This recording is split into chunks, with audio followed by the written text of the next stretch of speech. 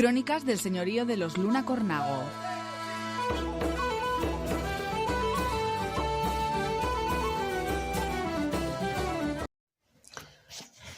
Caminos de La Rioja.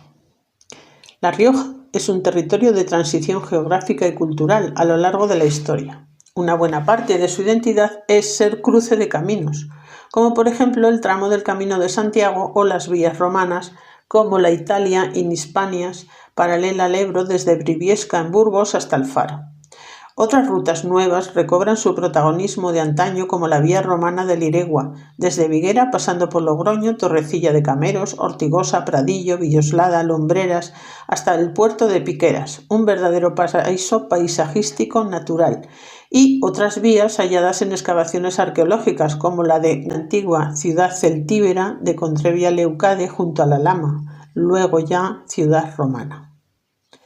En la actualidad, las rutas de interior con motivación religiosa son importantísimas y atraen al mayor número de visitantes, con el atractivo también gastronómico y enológico, o bien las rutas de la salud, del agua que cura, como son los balnearios de la Albotea en Cervera del río Alhama, recientemente abiertos de nuevo, los baños de Fitero, Grábalos, lamentablemente cerrado actualmente, y esperamos que lo abran lo más pronto posible. Y La Pozana, en Cornago, también en lamentable estado físico como de trato por parte de la administración. Aquí el problema no ha sido el abandono por parte del propietario, que al final ha sido así, sino que la administración ha impedido que las aguas puedan estar calificadas y se puedan tomar con la anuencia de la administración, y el propietario pues no pudo finalmente hacer la inversión que él requería. Fueron centro de la vida social y política riojana durante el siglo XIX y mediados del siglo XX. La ruta de los 7 ríos riojana nos debería de poner en ojo en el tesoro patrimonial que tenemos en nuestra región, caracterizado por un auténtico desconocimiento y aprovechamiento de nuestros recursos. No así lo es la ruta de las Ignitas, la cual está siendo poco a poco puesta en valor y siendo añadidos nuevos descubrimientos en ella. Muy numerosas las localidades de la Rioja Baja como Cornago, Igea, Navalsaz, Enciso, y sumado a las localizaciones de las tierras altas sorianas, que hay muchísimos también localizaciones de ignitas, quienes encierran un tesoro riquísimo en patrimonio de fósiles, ignitas y geología que debemos de seguir estudiando e incrementando. Pero no es menos desdeñable una ruta secreta, una que todavía no se le está dando la importancia que tuvo y que contiene secretos e historias, unas espeluznantes, otras curiosas, como son las rutas de los contrabandistas de La Rioja. Caminos fronterizos de la Lama Linares que, como los de los proscritos y fuera de la ley, aún quedan sin delimitar.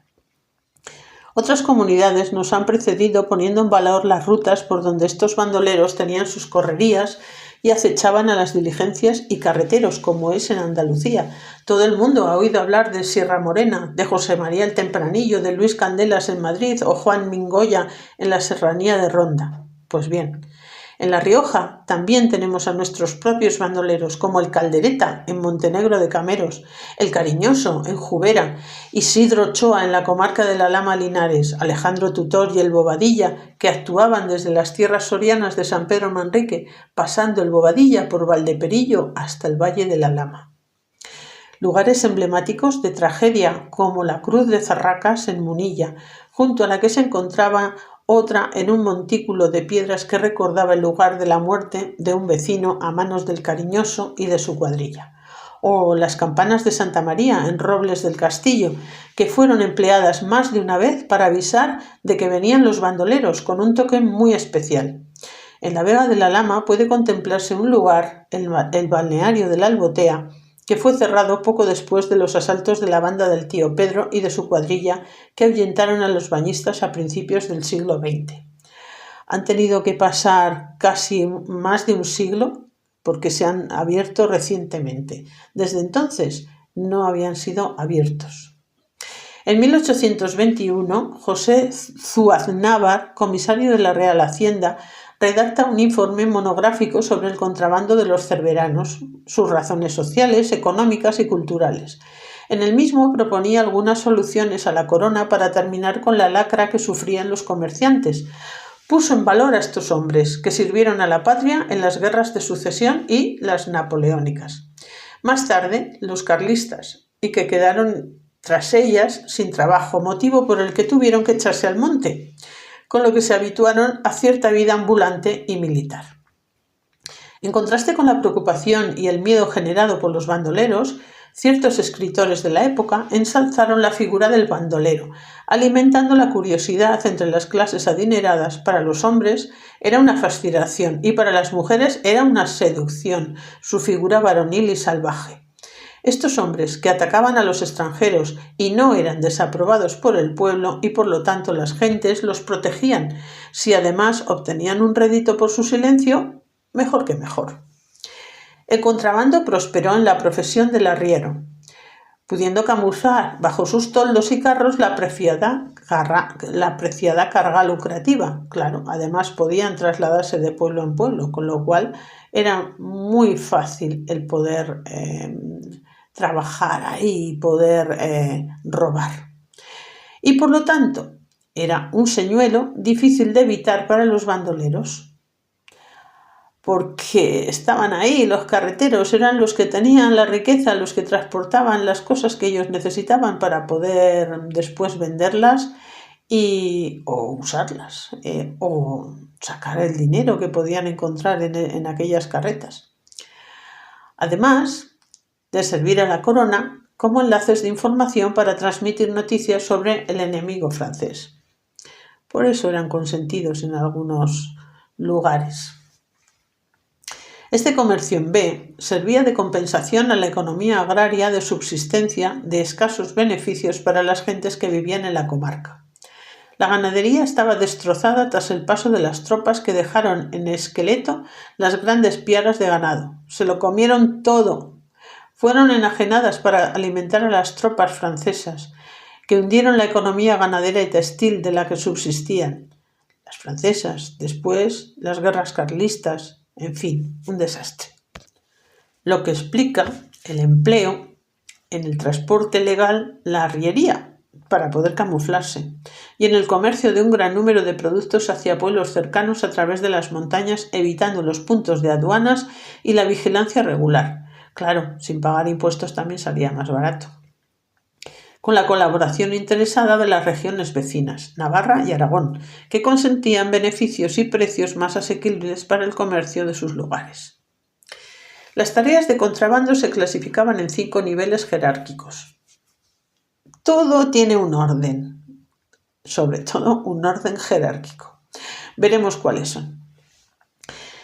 Primero estaban las pandereteras, que eran mujeres solteras y casaderas que se acercaban a diario a los pueblos navarros con pequeñas cantidades de especias y condimentos. Era la tarea más peligrosa y la que ha perdurado más tiempo. Mira tú, las mujeres eran las que se exponían de cara. Los morraleros, que eran los jornaleros que en época de temporada baja se dedicaban a comprar el género de poco volumen que les cupiera dentro del morral para poder escaquearlo. En tercer lugar estaban los aventajados. Podían surgir de los anteriores, de los morraleros, o bien entre los campesinos que habían adquirido una caballería y pudieran viajar. A su vez, podían ser ayudados y ayudar a los contrabandistas de la categoría superior, a los profesionales. Estos eran gentes que tenían varios medios de transporte, hacían compra de género por su cuenta y tenían la confianza de los aduaneros y los comerciantes para colocar las mercancías. Los asalariados eran como los contrabandistas, por cuenta ajena, previo pago de alquiler para sus servicios. La proliferación del contrabando fue dando lugar a una estructura sociolaboral que se iba enraizando en el modo de vida de la comarca y que llegó hasta bien pasada la mitad del siglo XX. Por mucho que se tomaran medidas legales para su erradicación, con diversas medidas específicas para los pueblos de Aguilar, Inestrillas y Cervera, no se obtuvieron los resultados deseados finalmente. Una estructura socioeconómica fronteriza en rutas montañosas con escasa población facilitaban asimismo la supervivencia, ocultación y dispersión de proscritos o salteadores. Era muy fácil esconderse aquí en la Alcarama. Ambos paisanajes mimetizados en sus andanzas a partir de 1842, cuando se creó el Cuerpo de Carabineros, enviados para reprimir el contrabando y vigilar las costas y fronteras. Este es el germen de la Guardia Civil. Para inspeccionar y cobrar aduanas. Esto no supuso la desaparición del contrabando, a diferencia de bandidos y bandoleros que se adaptaron a las nuevas formas de vigilancia, circuitos y productos de intercambio, así como las formas de control y represión. Estaban completamente vigilados. Todavía se conservan el rollo de Cervera y la picota de Muro de Aguas, los lugares de ejecución donde la justicia impartía su veredicto con las gentes que subvertían las leyes. Ahí siguen presentes. Las rutas de los arrieros, contrabandistas, bandidos y bandoleros en la comarca de la Lama Linares.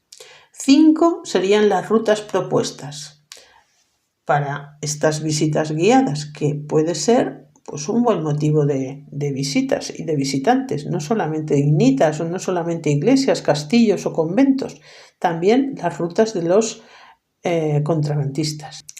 La primera ruta sería llamada la ruta de los contrabandistas. Implica las localidades de Aguilar, Valdemadera, Alcarama, Carmanzún, Las Casas, Valverde, Cabretón, Valdegutur, Aguilar y Valdeprado. La segunda ruta sería la ruta del bandolero Isidro Ochoa y los pueblos donde él actuaba: Nisuelas, Cervera, Cabretón, Añamaza, Barnueva y Los Baños de Fitero. La tercera ruta sería la ruta de los arrieros: Valdeprado, Cigudosa, Navajún, Valdemadera, Canejeda, Borgullón, Rincón de Olivedo, Los Baños y Fitero. La cuarta sería la ruta de los contrabandistas. Una segunda ruta de los contrabandistas por la parte norte, que incluiría San Pedro Manrique, Valdeperillo, Cornago, Grábalos, Ventas del Baño, Baños de Fitero. Y la quinta ruta sería la ruta de la Catalina y el Trabas. Esta tiene su historia particular. Incluiría a Cervera, Igea, Valdemadera, Alfaro, Logroño, Villarroya y Cervera de nuevo. En conclusión, tenemos una riqueza histórica, paisajística y socioeconómica que poder sopesar.